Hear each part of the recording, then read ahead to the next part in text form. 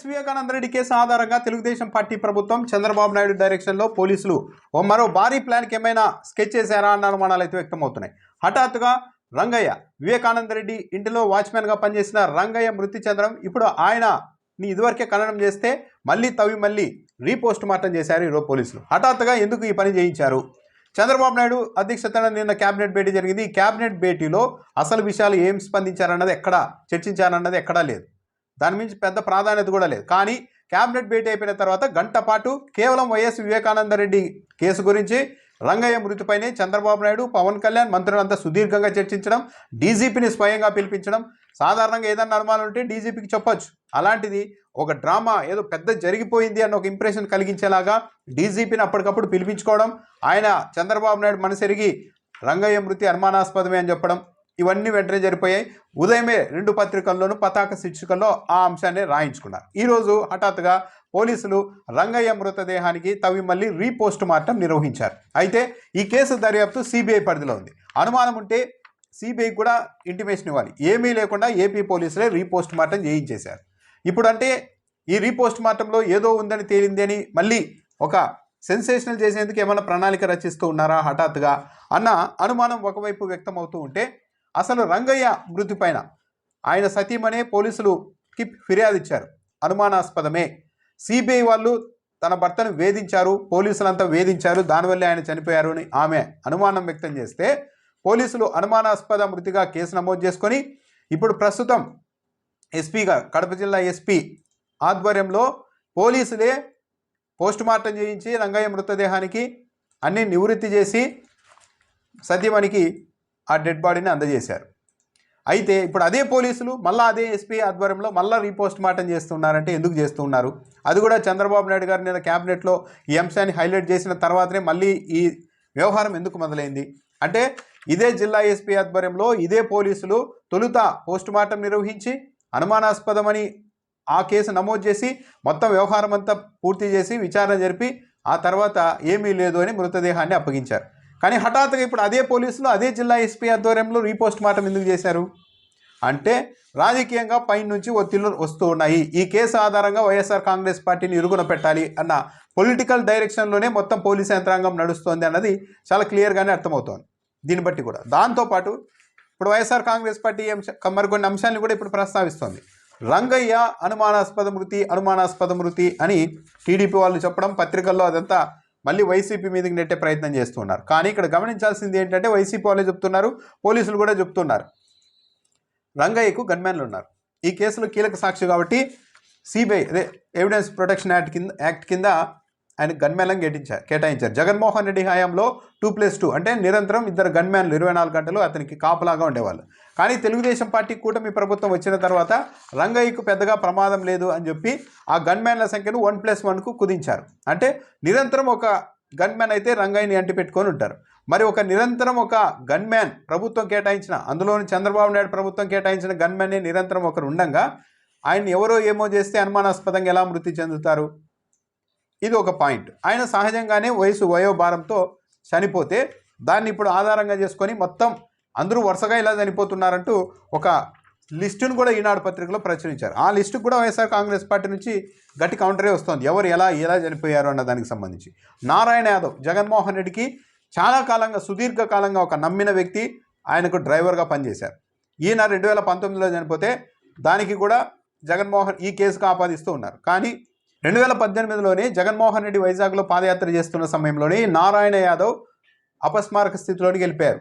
ఎందుకు వెళ్ళిపోయారు అంటే, ట్యూమర్స్ తలలో గడ్డలు రావడంతో ఆయన ఆ పరిస్థితికి వెళ్తే సుదీర్ఘంగా పలు ఆపరేషన్లు చేశారు. ఆ ఆపరేషన్లకు సంబంధించిన ఖర్చును మొత్తం జగన్మోహన్ రెడ్డి భరించారు. ఆయన ఆ తర్వాత 2019లో చనిపోతే ఈ కేసుకు దానికి లింకు పెట్టేశారు. కానీ వివేకానంద రెడ్డి కేసులో ఈ నారాయణ యాదవ్ అనే వ్యక్తికి సాక్షి కానే కాదు. కానీ ఈనాడు మాత్రం సాక్షుల జాబితాలో రాసేసింది. అంటే ఒక పచ్చి అబద్ధాన్ని మళ్ళీ ప్రచారంలోనికి మొదలు పెట్టారన్నది. ఇక గంగాధర్ ఇతడైతే సాక్షిగా ఉన్నాడు. ఇతను ఏకంగా సిబిఐ అధికారుల మీదే అప్పట్లో జిల్లా పోలీసులకు, అనంతపురం జిల్లా పోలీసులకు ఫిర్యాదు చేశారు. యాడికిలో నివాసం ఉండేవారు ఈయన. ఏమని, సిబిఐ వాళ్ళు నన్ను బెదిరిస్తున్నారు, కొందరు ఫోన్లు కూడా చేసి ఆఫర్లు ఇస్తూ ఉన్నారు, ఈ కేసులో శివశంకర్ రెడ్డి డీల్ మాట్లాడేందుకు నాతో ప్రయత్నించారని చెప్తే కేసు బలపడుతుంది, అలా చెప్పితే మేము డబ్బులు ఇస్తామంటూ సిబిఐ వాళ్ళు ఫోన్లో మరికొందరు కూడా నా మీద ఒత్తిడి చేశారు. కానీ నేను ఒప్పుకోకపోయేసరికి సిబిఐ వాళ్ళు నన్ను వేధిస్తున్నారంటూ అనంతపురం జిల్లా ఎస్పీకి ఈయన గతంలో ఫిర్యాదు కూడా చేశారు. ఈ గంగాధర్ అనే వ్యక్తికి సుదీర్ఘంగా తీవ్రమైన షుగర్ వ్యాధి ఉంది, కిడ్నీలు కూడా దెబ్బతిన్నాయి. దాంతోనే అతడు చనిపోయాడు 2022లో. అయితే దీన్ని కూడా అనుమానాస్పద మృతి అంటున్నారు. ఇక్కడ గమనించాల్సింది ఏంటంటే ఈ గంగాధర్ అనే వ్యక్తి ఎక్కడో దూరంగా అడవి ప్రాంతంలోనో ఎవరు మనుషులు లేని ప్రాంతంలోనో పడిపోయి అనుమానాస్పదంగా చనిపోలేదు, సొంత ఇంటిలోనే చనిపోయారు. రాత్రి నిద్రలోనే అతను ప్రాణాలు వదిలితే ఉదయం కుటుంబ సభ్యులు పోలీసులకు సమాచారం ఇచ్చారు. పోలీసులు వచ్చి పోస్టుమార్టం చేయించి ఏమీ లేదని నిర్ధారించారు. సొంత ఇంట్లో సొంత మనుషుల మధ్య ఆయన చనిపోతే దాన్ని కూడా వైసీపీ వాళ్ళకు అంటగట్టే ప్రయత్నం అయితే చాలా సమర్థవంతంగా మళ్ళీ ఇప్పుడు చేస్తూ ఉన్నారు. ఇంకో విషయం ఏంటంటే కడప జిల్లా ఎస్పీ మరో అడుగు ముందుకు వేసి ఎప్పుడో 2019లో జగన్మోహన్ రెడ్డి కారు డ్రైవర్ నారాయణ యాదవ్ చనిపోయారు, దాని మీద కూడా దృష్టి సారిస్తున్నామని చెప్తున్నారు. మరి అంటే ఆయనకు కూడా రీపోస్ట్ మార్టం చేస్తారా 2019లో జరిగిన ఎపిసోడ్ కూడా? అంటే వైసీపీ వాళ్ళు చెప్తున్నది ఏంటంటే నిన్న కడప జిల్లాకు సంబంధించిన కీలకమైన పోలీసు అధికారులు కూడా హుటాహుటిన ప్రభుత్వ పెద్దల ఆదేశాలతో అక్కడ అమరావతికి వెళ్ళారు. వాళ్ళకి డైరెక్షన్ వచ్చిన తర్వాతే మళ్ళీ ఈ రీపోస్ట్ మార్టం ఆ పాత కేసులన్నీ తవ్వుతాం అన్న ఒక డైరెక్షన్లో జిల్లా పోలీసులు పనిచేస్తున్నారన్నది వైఎస్ఆర్ కాంగ్రెస్ పార్టీ ఆరోపిస్తోంది. ఇక అభిషేక్ రెడ్డి ఈయన జగన్మోహన్ రెడ్డి కుటుంబ సభ్యుడు, ఆయన సతీమణి డాక్టర్, వీళ్ళంతా ఫ్యామిలీ మెంబర్స్. ఆయనకు ఆటో ఇమ్యూనిటీ డిజార్డర్ అనే ఒక జబ్బు కారణంగా ఆయన ఇబ్బంది పడి చనిపోయాడు, మల్టీ ఆర్గాన్ ఫెయిల్యూర్ కారణంగా. దాన్ని కూడా ఈ కేసులకి ఇన్వాల్వ్ చేసి ఈనాడు రాసింది టీడీపీ వాళ్ళు ప్రచారం చేస్తూ ఉన్నారు.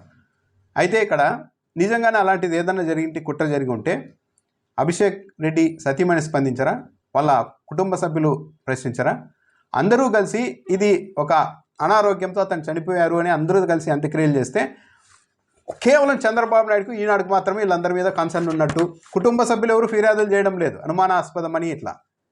కానీ ఈనాడు, తెలుగుదేశం పార్టీ, చంద్రబాబు నాయుడు, ఇప్పుడు మధ్యలో పవన్ కళ్యాణ్, వీళ్ళు మాత్రం వీళ్ళంతా అనుమానాస్పదంగా మృతి చెందారు, ఈ కేసు కారణంగానే చనిపోయారంటూ ఒక ప్రచారాన్ని చేస్తూ వైఎస్ఆర్ కాంగ్రెస్ పార్టీని కేవలం ఈ అంశం ఆధారంగానే మనం ఎదుర్కోగలం, అంతకుమించి మనకి మరో దారి లేదన్నట్టుగా వ్యవహరిస్తున్నారు. చివరకు వైఎస్ భారతి తండ్రి ఈసీ గంగిరెడ్డి, ఆయన ప్రముఖ డాక్టర్, ఆయన కోవిడ్ సోకడం వల్ల ఆ తర్వాత లంగ్స్ దెబ్బతిని సుదీర్ఘకాలం హాస్పిటల్ హైదరాబాద్లో చికిత్స పొందుతూ చనిపోతే దాన్ని కూడా అనుమానాస్పద మృతి కింద ఈరోజు ఈనాడు పత్రిక వచ్చేసింది. జగన్మోహన్ రెడ్డి సొంత మామ వైఎస్ భారతి వాళ్ళ తండ్రి, ఆయన్ని కూడా ఈ జాబితాలోనికి పెట్టేసి వీళ్ళేదో దగ్గరుండి వాళ్ళందరినీ చంపేశారన్నట్టుగా చిత్రీకరిస్తున్నారంటే ఏ స్థాయికి ప్రభుత్వం వెళ్ళిపోతుంది? కనీసం ఏదో ఒకటి రెండు అయితే అనుమానం అనొచ్చు. అభిషేక్ రెడ్డి, ఈసీ గంగిరెడ్డి వీళ్ళని కూడా వీళ్ళు ఏదో చేసేసారన్నట్టుగా రాస్తూ ఉన్నారంటే ఇంకేమీ లేదు మన దగ్గర. ఒక జగన్మోహన్ రెడ్డి మీద ఇలాంటివన్నీ వేస్తే తప్పించి మనం మంచి పాలన అందించి నెగ్గడం అన్నది అసంభవం. కాబట్టి ఈ కోణంలో మనం రాజకీయం చేసుకొని బతుకుదామన్న స్థాయికి ఈ రాష్ట్ర ప్రభుత్వం వచ్చిందన్నది అయితే చాలా స్పష్టంగా అర్థమవుతోంది. సో ఇప్పుడు వాచ్మెన్ రంగయ్య మృతదేహానికి రీపోస్ట్ మార్టం చేశారు. తొలుత పోస్ట్ మార్టం చేసింది కూడా ఈ ప్రభుత్వంలోనే, గత ప్రభుత్వంలో కాదు, మొన్ననే జరిగింది. అదే జిల్లా ఎస్పీ, ఇప్పటికి కూడా అక్కడే ఎస్పీగా ఉన్నారు, అదే పోలీసులు చేశారు. మళ్ళీ ఈరోజు రీపోస్ట్ మార్టం చేశారు. అంటే మొన్న జరిగింది పోస్ట్ మార్టం కాదా? అంటే మొన్న పోలీసులు సరిగా విచారించకుండా ఏదైనా తప్పుడు రిపోర్ట్ రాశారా? మరి ఇప్పుడు తప్పుడు రిపోర్ట్ రాస్తారా ఏంటి అన్నది చూడాలి. ఏదో ఒక పెద్ద డ్రామాకైతే రాష్ట్ర ప్రభుత్వం తెరరేపింది, మొత్తం డైవర్ట్ చేయడానికి, వైఎస్ఆర్ కాంగ్రెస్ పార్టీని మొత్తం ఏదో ఆత్మరక్షణలోనికి నెట్టేయాలన్న ఉద్దేశంతోనే. లేకుంటే అసాధారణ పరిణామం కదా. క్యాబినెట్లో సుదీర్ఘంగా ప్రజలకు ఏం చేయాలి, ఎలాంటి నిర్ణయాలు తీసుకుంటారో అనేది కాకుండా గంటపాటు ఈ అంశం పైన, రంగయ్య మృతి పైన క్యాబినెట్ మొత్తం చర్చించిందట. డీజీపీని అప్పటికప్పుడు పిలిపించారంట. అంటే ఒక ఏదో హై లెవెల్ డ్రామా సృష్టించడానికి. ఆ మరుసటి రోజు ఈరోజు ఉదయం 2 పత్రికల్లోనూ అదే పతాక శీర్షికగా అదే అంశాన్ని రాశారు. క్యాబినెట్ భేటీలో ప్రజలకు సంబంధించి ఏ నిర్ణయాలు తీసుకున్నారన్నది లేదు. సో ఇదంతా చూస్తూ ఉంటే ఇక రాజకీయంగా మంచి పరిపాలన అందించి వైఎస్ఆర్ కాంగ్రెస్ పార్టీని ఎదుర్కోవడం సాధ్యం కాదన్న కోణంతో రకరకాల కుట్రలకు ప్రభుత్వ పెద్దలు ఆర్గనైజ్డ్గా మళ్ళీ స్కెచ్ చేశారా అన్న అనుమానాన్ని అయితే ఎవరైనా వ్యక్తం చేసే పరిస్థితి ఉంది.